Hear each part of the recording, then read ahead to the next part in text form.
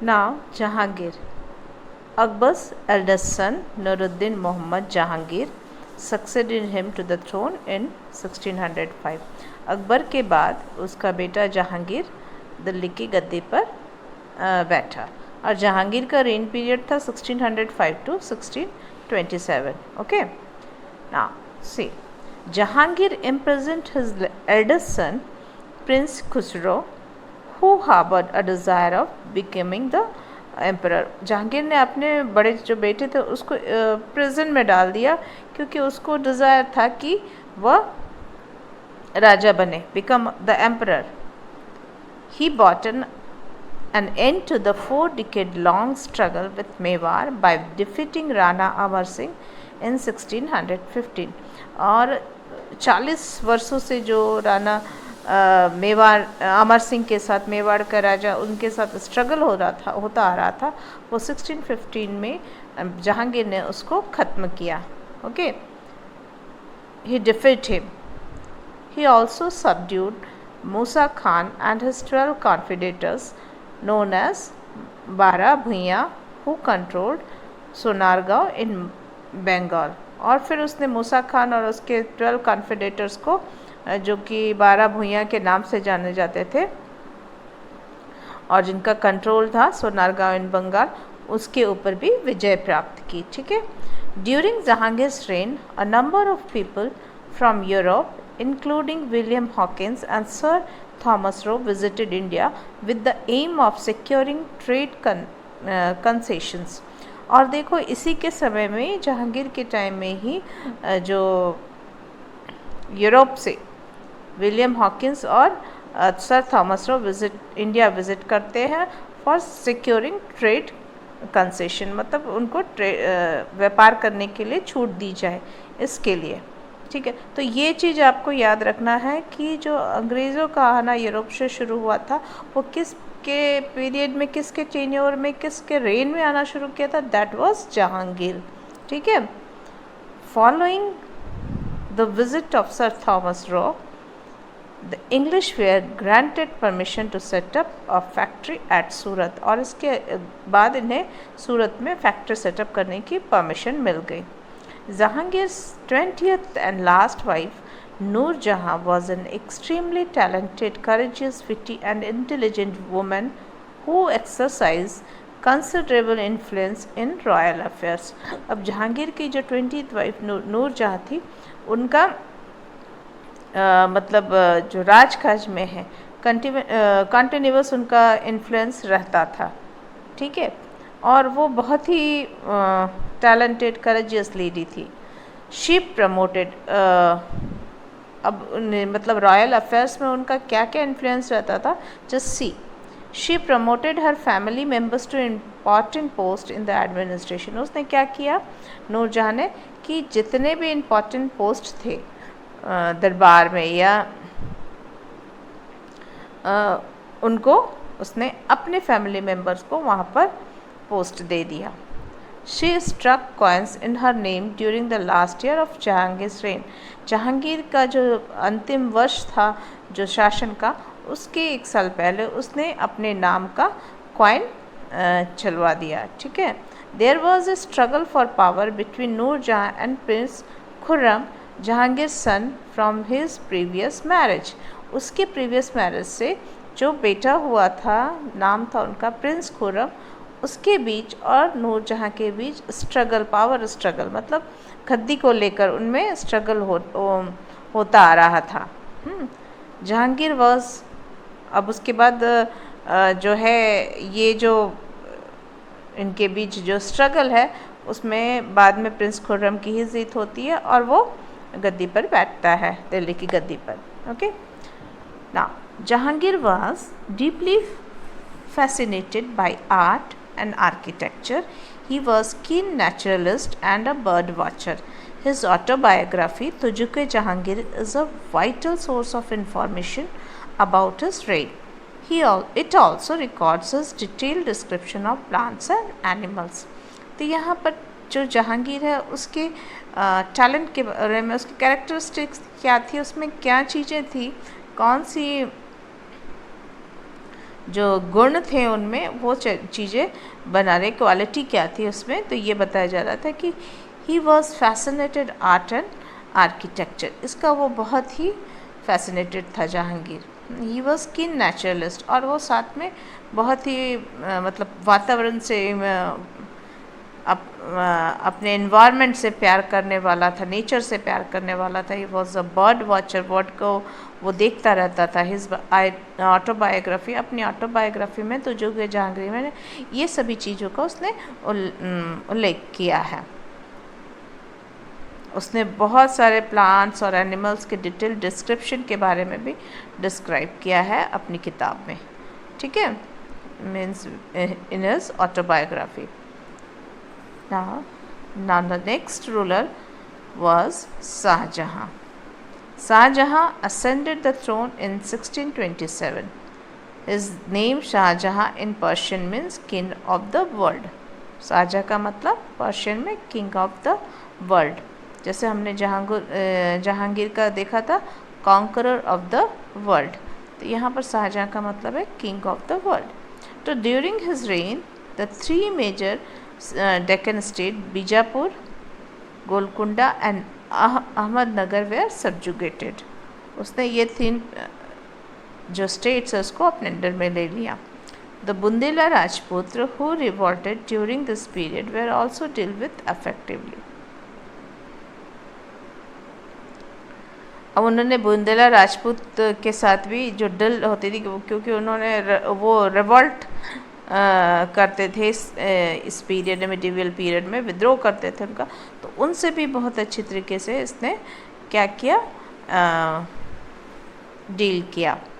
The पदशाह नामा, अब ये देखो ये क्रॉनिकल है, शाहजहाँ के बारे में लिखा गया। The Padshahnama is the official history of शाहजहाँ's reign. It was authored by Abdul Hamid Lahori.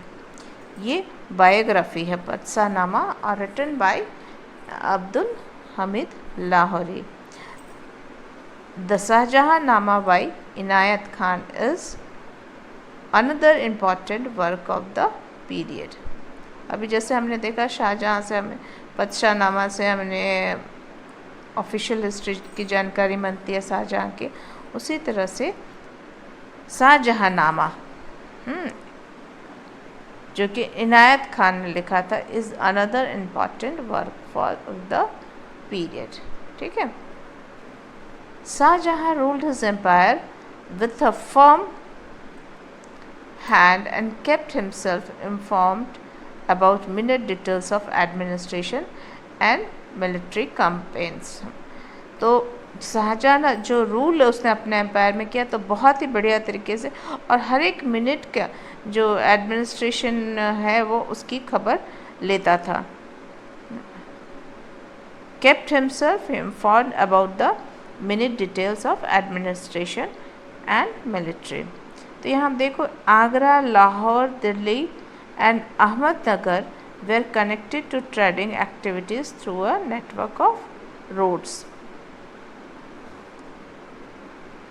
फिर he took an extensive interest in the growth of literature and art and gave sufficient encourage to the scholars, philosophers and artists। तो ये भी जो है जहांगीर की तरह से बहुत ही ज़्यादा नेचर लवर था, साथ ही He took an extensive interest in the growth of literature and art। उसने लिटरेचर एंड आर्ट के ग्रोथ के लिए बहुत ज़्यादा जोर दिया है। और he also encouraged the scholars, philosopher and artist। Okay, और शाहजहाँ के टाइम कई मॉन्यूमेंट्स, बिल्डिंग्स भी बने उसी टाइम, ठीक है। The Taj Mahal at Agra was built by Shahjahan in the memory of the wife Mumtaz Mahal, ठीक है। ताजमहल उनके ही समय में मुमताज़ महल के मेमोरी के में बनाया गया था। When Shahjahan grew old, a struggle of succession began among his 4 sons। जब वो बूढ़ा होने लगा और उसकी 4 सन्स के बीच में स्ट्रगल होने लगे। उनमें उनके 4 सन्स जो थे Dara Shikoh, Suja, Murad and Aurangzeb. At last, Aurangzeb emerged successful and occupied the throne in 1658. और सबसे लास्ट में जो है औरंगजेब को ही गद्दी मिलती क्योंकि इस स्ट्रगल में उसकी विजय होती है. Thereafter, Shahjahan became Aurangzeb's prisoner at the Agra fort में वो प्रिजनर बना के औरंगजेब उसको रखता है. 1648 में he ascended in the throne and eventually died in 1666 में. जब वो थ्रोन में बैठा तो उस समय उसने शाहजहाँ को आगरा फोर्ट में बंदी बनाकर रखा और 1666 में इसकी मृत्यु हो जाती है शाहजहाँ की. Now the come to the reign period of Aurangzeb. Means after Shahjahan, who succeeded the throne, that is Aurangzeb. अब औरंगजेब जो रूलर था वो एक बहुत ही एक्सपेंशनिस्ट, उसने अपने किंगडम का बहुत ज़्यादा, एम्पायर का बहुत ज़्यादा एक्सपेंशन किया. अब इसकी रेन पीरियड जो थी वो 1658 to 1770. ठीक है. Aurangzeb formally ascended the throne in 1658 after winning the war of succession against his three brothers. उनके तीनों के बीच जो 4 brothers थे उन 3 के साथ उसकी लड़ाई चलती रही और बाद में उसे ही सक्सेशन मिला गद्दी पर बैठने का. He ruled India for almost 50 years and adopted the title Alamgir. उससे आलमगीर, उसने सबसे ज़्यादा जो रूल किया उसने यहाँ पर 50 ईयर्स, नियर अबाउट 50 ईयर्स उसने रूल किया और उसे जो टाइटल दिया गया that was Alamgir. He ruled India over 50 years and adopted the title of Alamgir. That means conqueror of the world. During his reign, the Mughal Empire reached his zenith and covered almost the entire Indian subcontinent. और इस time तक Mughal empire बिल्कुल अपने पराकाष्ठा अपने मतलब सबसे अच्छे मुकाम पे थी, जो पावरफुल स्टेज पर थी. और उन्होंने मोस्टली इंडियन सबकॉन्टिनेंट पर अपना कब्ज़ा जमा लिया था औरंगजेब ने. His reign saw the revolts of many groups of people, including former allies such as Rajput, Jats, Bundels, and other communities such as Sikhs, Satnamis, and Marathas. अब इसी के पीरियड में, इसके रेन पीरियड में बहुत सारे रिवॉल्ट भी हुए ग्रुप्स ऑफ पीपल्स की. जो पहले इनके अलाइज थे अब वो उनके मतलब जो पहले इनके साथ उनका गठबंधन था अब वो उनके खिलाफ विद्रोह करने लगे थे औरंगजेब के खिलाफ. ठीक है, कि जो अकबर के समय में जो मिलकर रह रहे थे अब इनके साथ उनका विरोध होने लगा था. और उनमें से कौन कौन से ग्रुप थे? राजपूत थे, जाट्स थे, बुंदेल्स थे, सिख्स थे, मराठास थे, सतनामीस थे. ठीक है. अब इसका कारण भी एक ही था कि उसने अपने एम्पायर का एक्सपेंशन बहुत ज़्यादा कर लिया था और उसको संभालने के लिए उस हिसाब से वो उसके जो सक्सेसर हो रहे थे वो सही नहीं आ रहे थे. His toughest struggle was against the Maratha leader Shivaji. और सबसे ज़्यादा उस जो औरंगजेब को जो स्ट्रगल्स फेस करना पड़ा था वो था मराठा लीडर शिवाजी के साथ, who led the foundation of independent state of Maratha, जिसमें शिवाजी ने इंडिपेंडेंट स्टेट मराठा की नींव डाली थी. Aurangzeb's religious policy brought him in conflict with the 9th Sikh Guru Tegh Bahadur, who was later executed by him. और इसकी रिलीजियस पॉलिसी भी बहुत जो सही नहीं थी और इस रिलीजियस पॉलिसी के खिलाफ सिखों ने भी उनका रिवॉल्ट करना शुरू किया था, उनके साथ कॉन्फ्लिक्ट उनका शुरू हो गया था. और इसी सिलसिले में उसने जो सिख गुरु 9th गुरु तेग बहादुर की भी हत्या कर दी थी. He also undertook a series of unpopular measures such as reimposition of the jizya tax on non-Muslims. उसके जो कई उसने अनपॉपुलर मेजर्स स्टेप्स उठाए जो कि लोगों के बीच पॉपुलर नहीं रहे. और वो उसने क्या था, उस जो सबसे पहले उसने जो नॉन मुस्लिम से जो टैक्सेस लिए जाते थे जिसको अकबर ने एबॉलिश कर दिया था, वो अगेन उसने रीइम्पोज किया, दैट इज़ जजिया टैक्स, जो कि नॉन मुस्लिम से ही लिया जाता था। तो Aurangzeb is remembered in history as an orthodox hard working and god fearing emperor. कहा जाता है कि जो औरंगजेब है वो इतिहास में एक hard working but god fearing emperor था। Simplicity of the highest order, उसकी सिंप्लिसिटी थी, order defined his life style, but उसके लाइफ स्टाइल देखने से उसकी सिंप्लिसिटी पता चलती थी। So as that he came to be regarded as Zinda Pir, और इसके कारण उसको जिंदा पीर और लिविंग संत बोला जाता था। As he was cruel but his life style was very simple. Okay, now the impact of many wars and revolts and Aurangzeb's involvement in Deccan for a prolonged struggle against the Marathas under the Shivaji weakened the empire। अब ये चीज़ आप हमेशा याद रखना कि ये जो उनके रेन में इतने सारे जो स्ट्रगल हुए, रिवॉल्ट्स हुए और शिवाजी के साथ उनका टफेस्ट स्ट्रगल चलता रहा, that cause the Aurangzeb the Mughal empire became weakened, weak हो गई।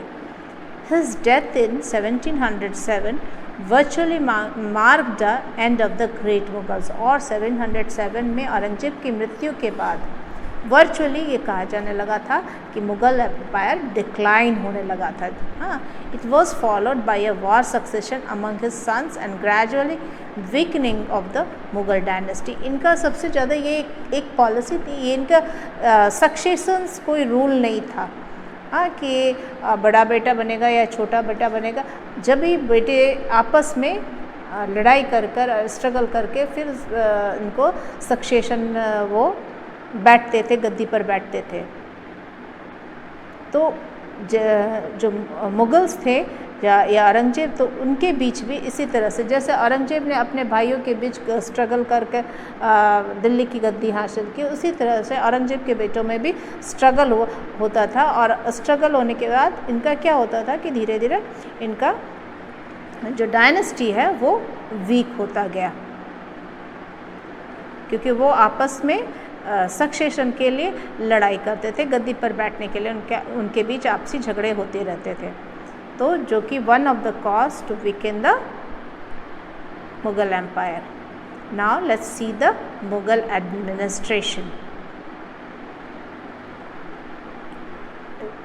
The administration knowledge of the administration, we come to know about the work of the Abul Fazl, and the name of that book is Ain-e-Akbari. The Ain-e-Akbari, authored by Abul Fazl, provides us with a great deal of information about the system of administration as it existed during this period. जो आइन-ए-अकबरी है, इसमें अकबर के administration के बारे में पूरा describe किया गया है। ठीक है। The Mughal emperor held absolute power that all decisions of the state were carried out in his name। अब इनके एडमिनिस्ट्रेशन में सबसे ऊपर जो होता था वो कौन होता था? मुगल एम्परर होता था, और उसके हाथ में सारे पावर रहते थे, और decision is carried by him also. Second, the emperor was also the commander-in-chief of the army and the chief authority in the matters of justice। ये जो होता था, जो मुगल एम्परर होता था, वो कमांडर इन चीफ होता था आर्मी का, और जो चीफ अथॉरिटी होती थी या मैटर ऑफ जस्टिस होती थी, उसका चीफ वो अथॉरिटी उसके हाथ में ही होती थी। ठीक है। Next, the nobles and other important officers in the empire owed their position to the emperor. और बहुत सारे नॉबल्स और ऑफिशियल्स होते थे, उनको उनके एम्पायर को हेल्प करने के लिए, असिस्ट करने के लिए। ठीक है। This centralization of authority with the emperor was the key features of the administrative structure of the Mughal empire. और ये जो सेंट्रलाइजेशन अथॉरिटी था एम्परर का, ये मुगल एडमिनिस्ट्रेशन के सक्सेस होने का कारण था, कि किस तरह से उसने अपने पूरे सेंट्रल अथॉरिटी को डिवाइड कर कर एडमिनिस्ट्रेशन को संभाला था। ठीक है। तो ये जो है one of the key features of the success of the Mughal empire, administration उनकी इतनी अच्छी थी।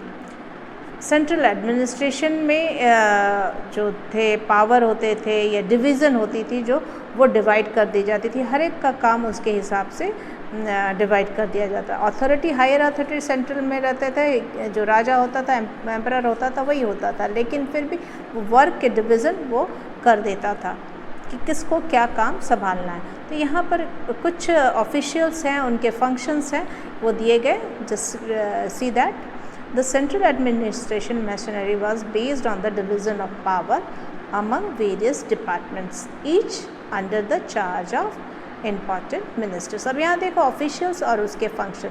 सबसे दीवाने आला, दीवान और दीवाने आला, तो उनके फंक्शन क्या थे? The head of the revenue department होता था, responsible for all income and expenditure of the empire होता था। फिर सेकेंड जो ऑफिशियल्स होते थे वो होता था मीर बख्शी। तो मीर बख्शी के क्या फंक्शंस थे? The head of the military department होता था, the head of the nobility and the intelligence agency. Nobility और इंटेलिजेंस एजेंसी का वो हेड होता था। फिर maintain records of the dagh and chehra. Dagh and चेहरा जो मिलिट्री से रिलेटेड जितनी भी उनके रिलेटेड, जैसे उनको अपना संभाल कर रखना था, सारे डॉक्यूमेंट्स जिसको कह सकते हैं, वो रिकॉर्ड मेंटेन करते थे। दाग जो कि एक ब्रांड मार्क था रॉयल हॉर्स का, और चेहरा था ये डिस्क्रिप्शन ऑफ द सोल्जर्स होता था। फिर ये मीर बख्शी जो था वो रॉयल वर्कशॉप का भी इंचार्ज होता था। नेक्स्ट इज़ मीर समान। मीर समान जो था मीर बख्शी मेंटेन दाग एंड चेहरा, बट मीर समान was the in charge of the royal workshop that provided provision to the royal household। फिर उसके बाद चीफ काजी होता था, तो जुडिशियल डिपार्टमेंट का हेड होता था, या चीफ सरदार जिसको बोलते हैं, responsible for the charitable and religious on endowments. जो चैरिटेबल या रिलीजियस उपहार मिलते तो उन सब का उससे रिलेटेड जो वर्क होता था उसके लिए वो रिस्पॉन्सिबल होता था।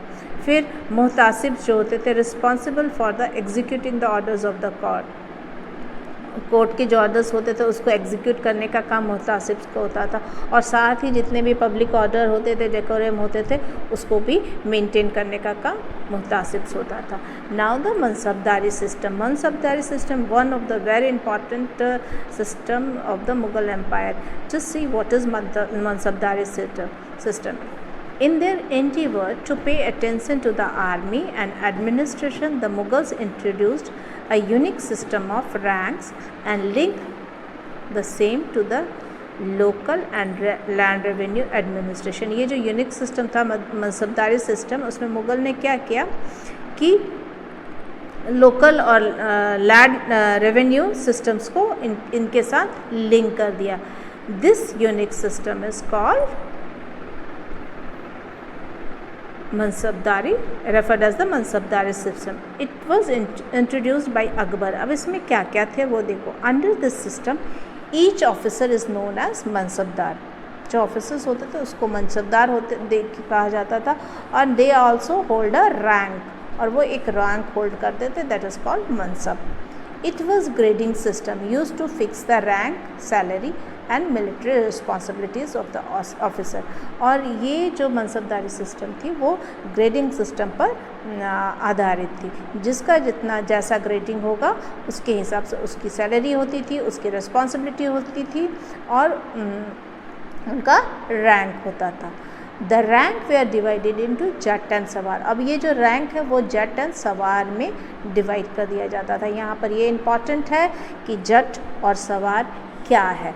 जट is the fixed mansabdar personal status and salary. उसकी एक न्यूमेरिकल वैल्यू होती थी हर एक मनसबदार की, दैट इज़ फिक्स्ड। वो उसका पर्सनल स्टेटस और सैलरी बताता था। The higher the zat the more prestigious was the noble position. जितना हायर होगा जट उसका प्रेस्टिजियस पोजिशन भी उतना ही नॉबल होगा, नॉबल्स पोजिशन होता था उसका कोर्ट में। And also drew a higher salary, और उसकी सैलरी भी हाई होती थी। Means higher the zat higher the salary and higher the responsibility also.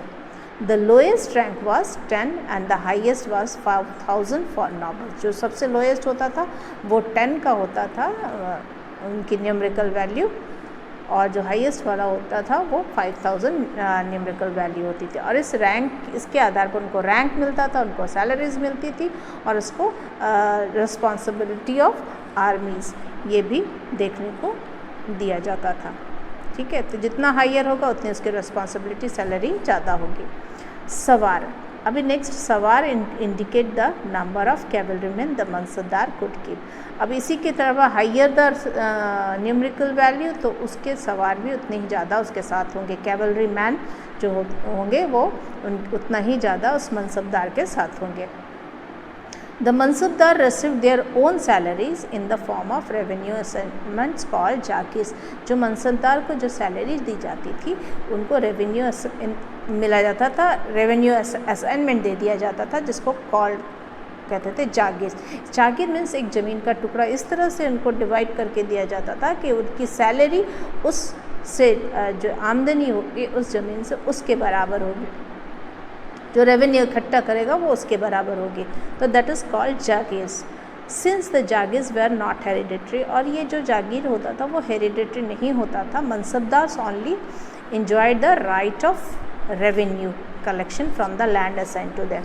यहाँ पर वो मनसबदार सिर्फ वहाँ पर उसको रेवेन्यू कलेक्शन का ही राइट होता था और वो जो रेवेन्यू होती थी वो उसके सैलरी के बराबर, जो आय होती थी उसके सैलरी के बराबर होती थी।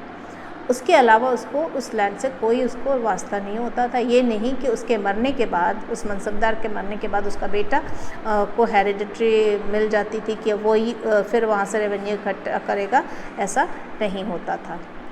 ए mansabdar generally entered service at a low rank but rose higher through a loyalty. और जो मनसबदार होता था वो जो सर्विस में लो रैंक में एंटर करता था, but if he shows the loyalty he can be a higher position, he can be in a higher position, उसको हायर पोजीशन मिल जा सकता था। ठीक है, तो इस तरह से हमारा ये चैप्टर यहीं पर फिनिश होता है। One thing I forgot to explain, that is the administrative division.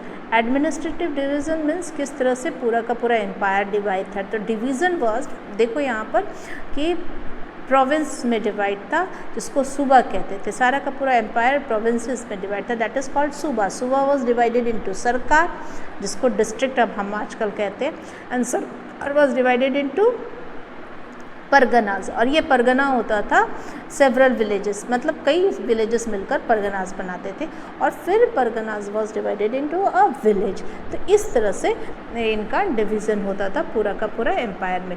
तो सूबा का जो हेड होता था that is called govern by सूबेदार, उसको सूबेदार बोलते थे। जो सरकार का होता था उसको फौजदार।